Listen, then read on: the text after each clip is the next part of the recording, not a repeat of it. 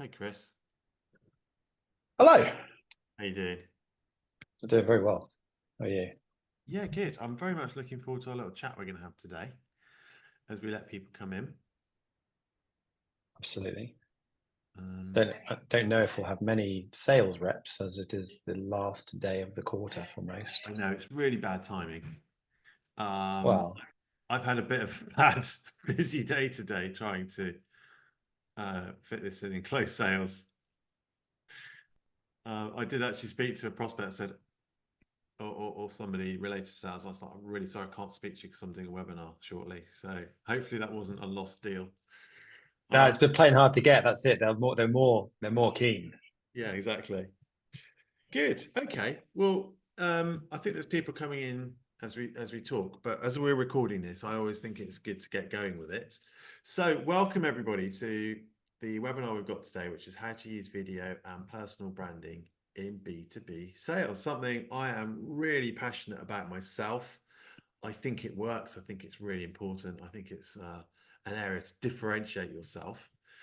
Um, and as co-founder of B2B, I'm really looking forward to talking to Chris about everything he does. And I think I'm bringing a perspective of, as a founder and how that is used. And Chris is going to bring his perspective in terms of his role in the sales process. But we're really looking forward to getting stuck in. Please do share questions and things as you go along. So joining me then, as I said, is Chris Van Prague, who I'm really pleased I got the name right, and who is in the sales team, the awesome sales team at Supered. Now, Supered is a product that layers over HubSpot and really supercharges sales teams in terms of training, sales enablement, governance, and all that sort of stuff. So, Chris, can you introduce yourself and tell the guys a little bit more about Supered? Yeah. Nice to see you, folks. Thanks for spending your Friday afternoon with us. I hope this to be really valuable. And as Adam said, please, we're currently quite a small group, so I'd love to make sure this is super valuable for you. So do put questions and comments and what you want to get out of it in the chat. Yes, I'm an account executive at Supered. I also make content for Apollo. I've been making video content on LinkedIn for about 4 years now. I've kind of done some content that's done really well for me. I've also made a bunch of content that's flopped awfully. So I've kind of run the gamut of everything and have been kind of building my own sort of personal brand on LinkedIn ever since I sort of started, really, 4 years ago. Supered, we're a small team, yet we were built for, initially built for the HubSpot ecosystem. We are a revenue operations platform that helps teams to be able to store their enablement and documentation and host it anywhere. So what we do is deliver all of your documentation in any app where you are working. So rather than having to go on a merry hunt to try and find the thing that you're looking for, whether that be video content or documentation or a sales process, SOPs, we deliver that actually in app on any app. So any interest in that and that kind of RevOps piece, check out super.io or obviously DM me and connect with me on LinkedIn after. Brilliant. So pleased to have you, Chris, because you've got, like you say, years of experience of doing this. So let's just quickly talk about what is personal branding and where does video in the sales process, what are they the same thing? I don't think they're the same thing. No, I think video in the sales process, and I for about nearly 2 years, I worked for Vidyard, and I would go on these things, talk about video in the sales process, the impact that it can have to kind of speed up, pipelines and things. Video can absolutely support the sales process.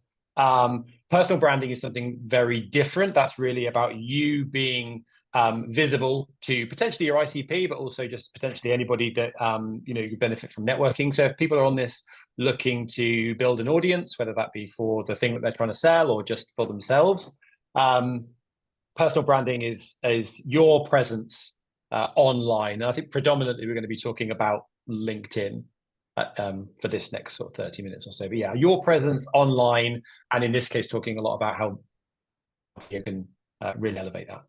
Yeah, definitely. And then maybe we can talk a little bit more about where video can kind of be spliced into the sales process, because we're big fans of that as well. Big fans of Vidyard, which is obviously natively plugged into HubSpot, which is great.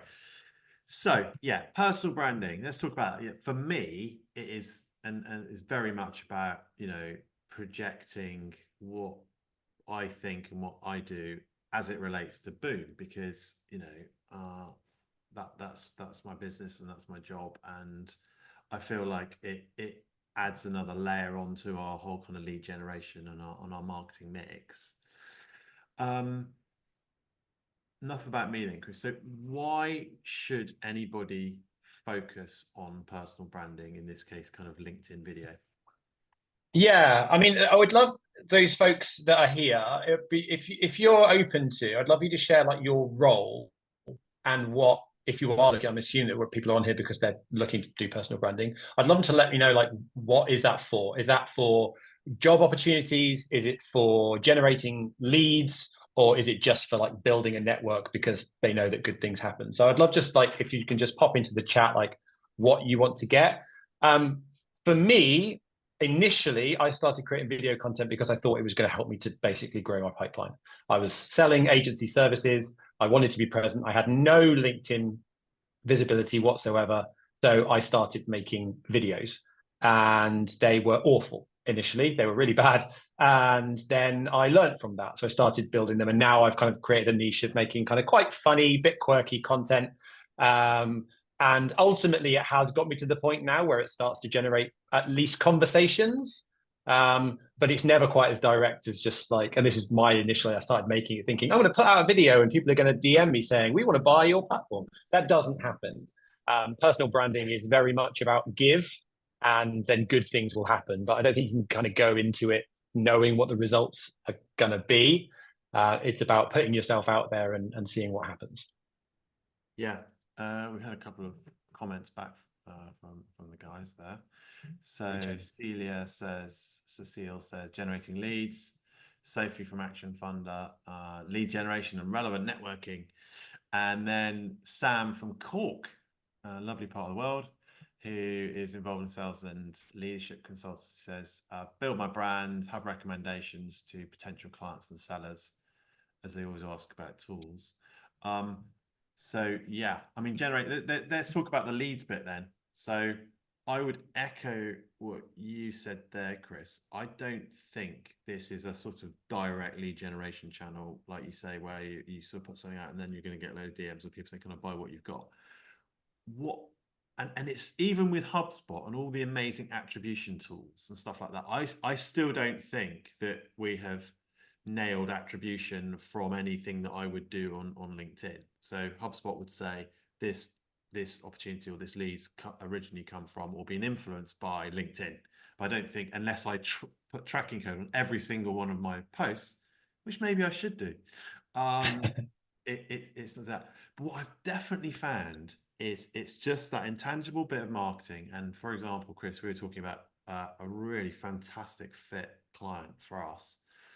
And they just popped up and they said, oh, my boss says we need to talk to you. And I know their boss from years ago, but I haven't spoken to them. I haven't emailed them for like 5 years, 4 years. Mm-hmm. Like the only way we've been in contact is in LinkedIn.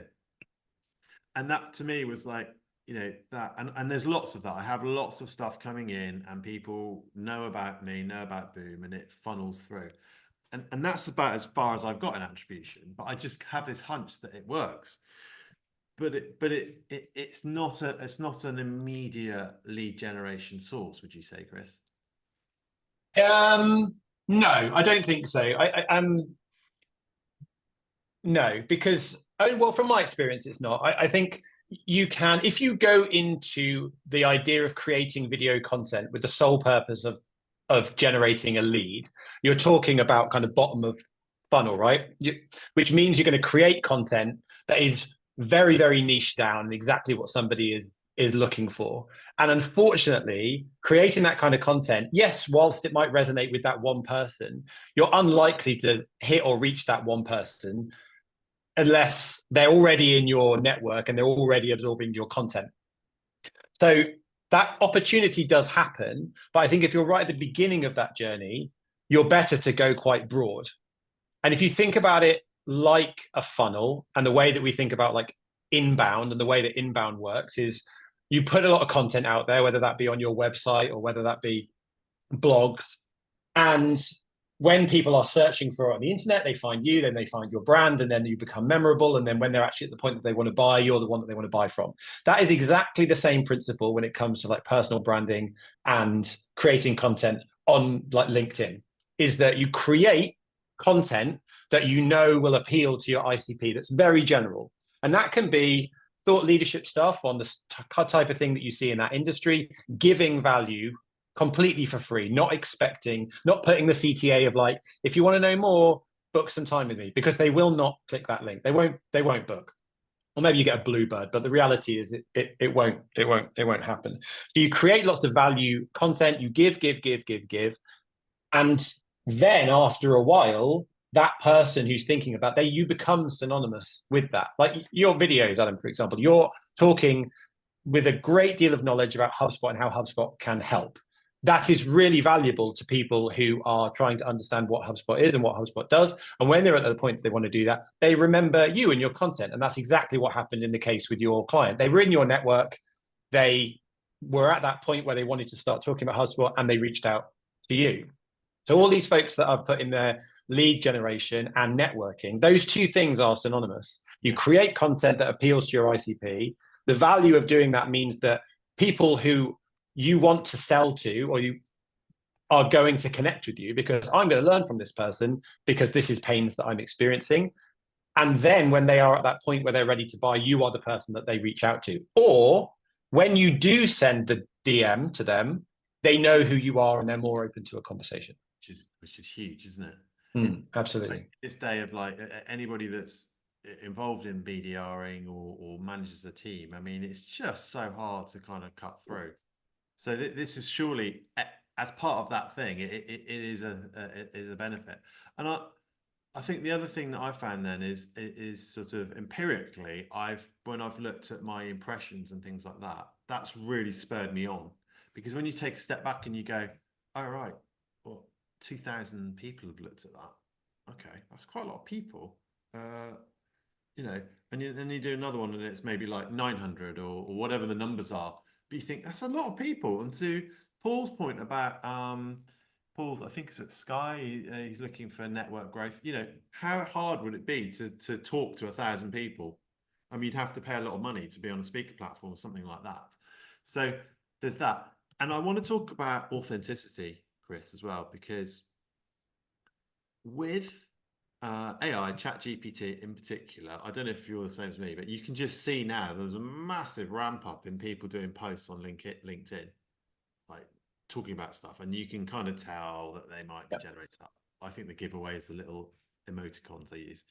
Yes. And I look at some people, and there's some people in my industry, and they post like 3 times a day, 7 days a week, and you're like, first of all, literally, how do you have time to do that?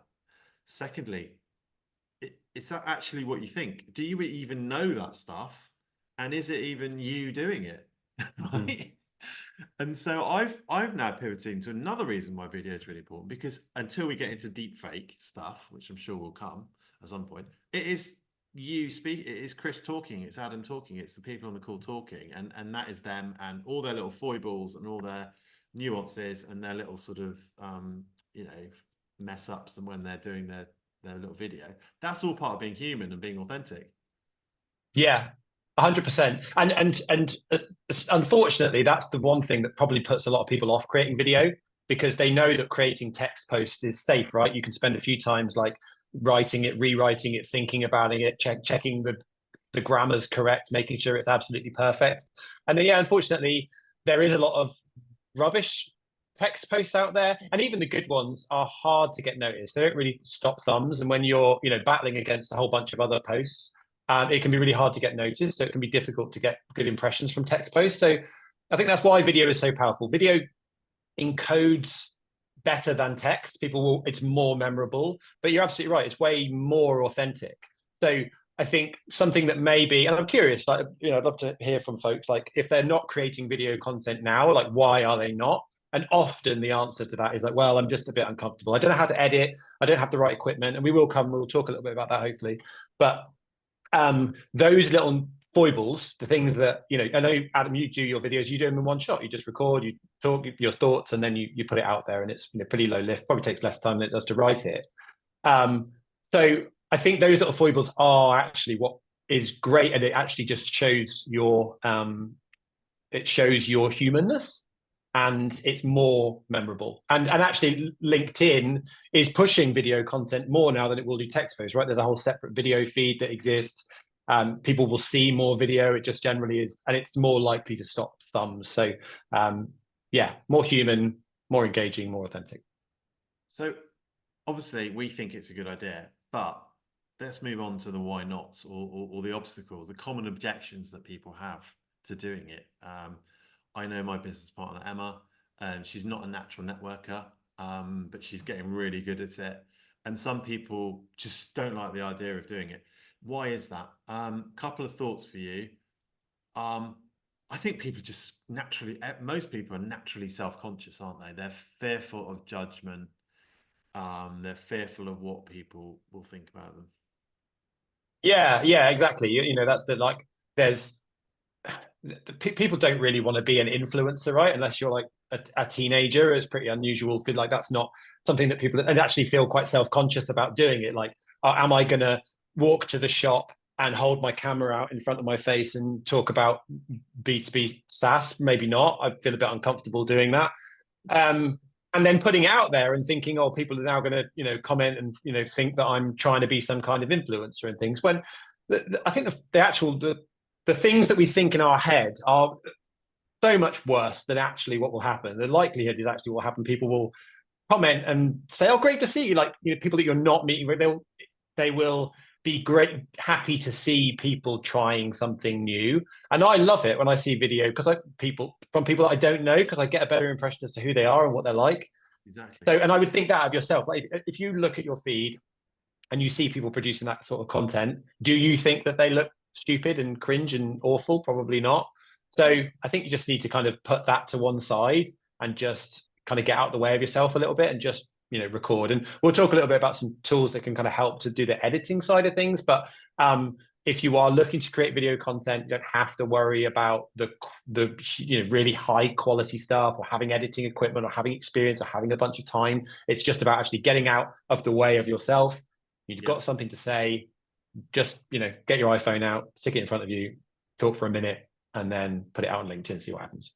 I think that's right. And also there's probably some people that just don't need to and will never really be very good at it or very comfortable with it. And so I don't think they should do it. I don't think it's ultimately for everybody, but I do think it could be more accessible for people. One of the things that even I struggled with quite a long time is, what am I going to talk about? Right? Because even in my world, I could talk about everything to do with, to some extent less knowledgeably, but sales, marketing, service, and then the whole bit about HubSpot. I mean, that's quite a big subject. So I think having a clear view of what you want to talk about and not being afraid to be niche, I think is really important. And I've recently spent a lot of time thinking about what is it that I do, and I've sort of at the moment worked out that what I do is help people bridge their sales and marketing strategy and operationalize it in HubSpot. So I thought, well, that is what I do. I do it well. I really like doing it, and that's what the company does. And so that's my little sort of wheelhouse that I'm going to focus on. And having that clarity makes creating the content a lot easier. Then you can start spinning out things. Then I can use ChatGPT around that kind of like framework. Say, right, just give me some inspiration about things I can talk about. And the thing that the ultimate content creation thing is literally looking at my diary and saying, what have I done today? I've just had a conversation with somebody about moving from Salesforce to HubSpot. Right, okay, well, that's a really common conversation. That's what I do. That is my life. I'm going to talk about that and talk about some of the issues. So actually, when you go through your day to day and you unpack it and go, there is the content in what you do every day, generally speaking. Mm-hmm. Yeah, 100%. Yeah, what's gone well, like highlights of your week. That's a story in itself, right? And things that haven't gone well, like thoughts on stuff. So I would be inclined. My only sort of specific feedback on that is sometimes I think people go into ask questions. I think if you're trying to frame the type of video content to create, the stuff that works better is where you have a story to tell. So it has a beginning, it has a middle, and it has an end. Often I see people creating content where they're kind of asking a question to their audience. And unless you've got a really big following and you're already engaging with lots of content, that those don't tend to land quite so well.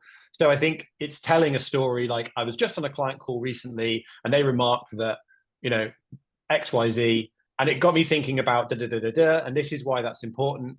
And you can maybe ask a question and say, like, curious if you've come across anything like that. But I think it's about giving value, explaining why that's important, and ultimately that's something that your ICP should know, and that's where it starts to obviously drive that. That might drive conversation, but that's really the type of content you should be thinking about, having something, a story to tell that gives some value to your ICP.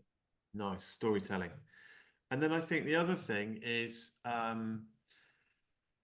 thinking about some of the tips that we might have around editing and things like that. So, I mean, it's taken me ages to feel comfortable with how I actually film it and the sound. So could you, with all your experience, could you just sort of talk to the guys about where to start with that if you're or new, or how to maybe take it up a level? Yes. Yeah. So a few things. If any of the people on this call are creating webinars or doing this kind of thing, that's a great place to start. You've already got video content. So use that. We talked a lot about the kind of being out and about and all that kind of stuff. Actually, that doesn't need to be the case. You can just clip types of content that you've already got together. So let's just use that as a source. You've got a bunch of video content of you talking about stuff. Then also there's the opportunity for you to go out and film stuff. When it comes to the type of stuff, you just use your phone. Ideally, the back camera, the quality tends to be better. If you've got headphones, you'll get slightly better audio, especially if you're out and about and it's windy and things. So audio is relatively important. It's not, video is still good, but try and do what you can to improve the audio. So just, headphones or out of a windy environment. And that's it. That's your video content, right? Creating stuff very, very easily. Editing. Few tools that I have used to be able to create content really, really quickly. There's a fantastic tool called Opus Clip. I think it's opusclip.ai, or if you just search Opus Clip, OPUSCLIP. That is an AI tool. It's free to use, and it allows you to upload for free anyway 30 minutes of video, and it will spit out, it says 10, you'll probably get about 4 good ones, video clips that already have captions and are just good to be used. Really, really straightforward. It literally selects the best parts of the audio. So we could upload this webinar into Opus Clip, and it will spit out 10 clips that have, that have selected sound bites and you can choose how long you want those clips to be. And it already adds all the captions. Yeah, it's really clever, and you can pay if you want to use it more. But try it out. Take a video, a webinar or something that you've either got marketing source stuff or anything. That's number one. Couple of other tools if you want to actually edit your own stuff together. CapCut is free, CapCut. That has a mobile app as well as a web-based app. That's a really useful tool for creating captions and just kind of clipping if you want to start playing around with timelines or you want to start adding captions and things. So CapCut's free to use. There's a tool that I'm particularly fond of, which is called Capsule. Capsule allows you to edit via the transcript. So what you do is you take your video, you decide what you want to talk about. You maybe create 5 bullet points about the thing you want to talk about, and you talk. Right, just talk. Don't worry if you muffle your words, you get it wrong. You just kind of talk to the camera for, let's say, a minute and a half about what you want to say. You upload that into Capsule. That will automatically transcribe everything you've said, and then you just delete the bits that you got wrong. So you delete all the parts until you've got a script that works, and it will automatically cut all of the clips. You can also automatically remove all the ums and the ahs and the pauses. So it's really, really quick. And then you can add captions and things on top of that as well. The Capsule's free as well to get started with. So there's tools out there that can take all of the kind of headache away from creating the video content and actually make it look, really professional. So really nice and easy just to use. So those are the 3 ones that I would definitely recommend starting with. That's incredible. I've never heard of such a thing like Opus Clip. And just for other people's benefit, I mean, what I do is I literally have a tripod where I set my phone up and I use the selfie mode on here in cinematic mode. And then I airdrop it to my computer. I maybe cut and paste a little bit of it I just use iMovie. Yeah. And then I load it into LinkedIn and hope for the best. Yeah. Yeah, that's it. And again, you don't need to. I think that's the thing is getting just doing that is absolutely fine. And I think we find these reasons to not do it. Right? It's very easy, but I can't do it right now because there's someone talking in the other office. It's a bit noisy, or actually I'm a bit busy and things like. I think you just need to commit. If you want to create video, you just have to commit. Find an opportunity to do it. And if it's so important to you from a personal branding and you don't have time in your day, then give yourself half an hour at the end of your day and just say, I'm just going to record a video. That's what I'm going to do. If it's extracurricular and you don't have time, but you want to do it, you're just going to have to find a window to do it. And then as you get better at it and you start to see the value, you'll actually start to fold it into part because you realize, and I know lots of people that posting on LinkedIn is part of their job. We at Supered, everybody at Supered produces content. So we're only 11 people, but if we look at people that we compete with, we produce about 1,000% more posts than our competitors who have significant more people because we're all producing content. So producing content just becomes a part of your job, then you'll find time to be able to fit it in. That's brilliant. And Chris, actually, for anybody who's on the webinar today or listening to it later on, that is in charge of people, teams that you might want to get them to do more social content. How has Super gone about like encouraging you, mandating you, whatever, to make that content? What role have they had in it?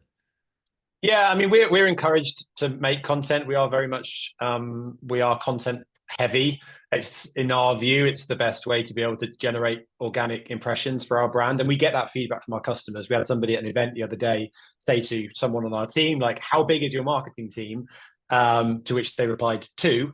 And they were like, well, you produce more content than us, and we've got 11 people in our marketing team, which is more than, well, it's the same size as our entire team. So we are mandated to put out at least 3 pieces of content a week. You don't need to do that as a team. I think those who are looking after, or at least would want their team, I would just try and remove any shackles that are on the team to create content, because that's often the challenge, is the worry of like, oh, what's it going to do to the brand and things like that. If people have more specific questions about that, I can go into more detail. I'm conscious of time. So do like DM me about how that works. I've worked for big brands like Apollo and Vidyard. I also work for small agency brands and Supered as well. So I have a view on that, how that work. I appreciate this. We've got folks here from Sky. They might not want their entire team going out and just like creating content, but actually I think the gains are almost certainly outweighed by any potential pains. Yeah, perfect. Well, as you say, Chris, that was incredibly useful. Thank you for all that insight. And Apollo are incredible at creating video, I think. So you've had a great pedigree in those sorts of places as Vidyard. So as we come to the end then, Chris, any final thoughts? Let me go first just to give you a bit of a breather there. But I think it's definitely a good idea for the individual person. What's not a good idea about more people hearing about what you do professionally and what you can do? I think that's got to be good for the company you work for and your future career. I think most people would probably agree with that. I think to go about it, you've got to have that, just got to push through any kind of like confidence issues or whatever and judgment issues, and just do it basically. Have a plan around the areas that you want to talk about, and then I would just say, like most things in life, just be consistent. I think you touched on it, Chris. Just do something once every fortnight. Maybe you start off once a month, then move to once a fortnight, then just try and do something once a week. So those would be my thoughts about really getting going with personal branding and video. Any final thoughts from you, Chris? Just to be like authentically you. I think that's the thing that people want to see, and that's the stuff that stands out the most. And it's the easiest, least friction way of doing it. People often think, oh, I've got, again, it's got to be highly produced, or I've got to be a thought leader. I've got to be able to provide. I think be authentically you. Just putting yourself on camera, even if it is just like talking about something that you learned that week, is tremendously valuable to the people that are already following you, because they will just be more engaged with the type of stuff you're doing, and LinkedIn will show more of your content, whether that be text posts or the company blog. Please don't share the company blog, but that whole thing, that or without any extra context. So I think just be authentically you. If you're inspired by a piece of content and you enjoyed it, maybe produce something similar if that's what you like. So and keep it simple. And just, yeah, to your point, Adam, just commit to doing something over a period of time. Do something. Brilliant. That's the end, because we only want to do that 30 minutes. Please get in contact with Chris if you want to know more. Please get in contact with me or anybody from Boom if you want to know about what we do. And once again, just thank everybody for attending today. Thank everyone for listening to this. And Chris, thank you for giving up your time and sharing your wisdom and insights. Pleasure. Thanks, folks. Cheers. Thanks, Bye. Rob. Cheers. Bye.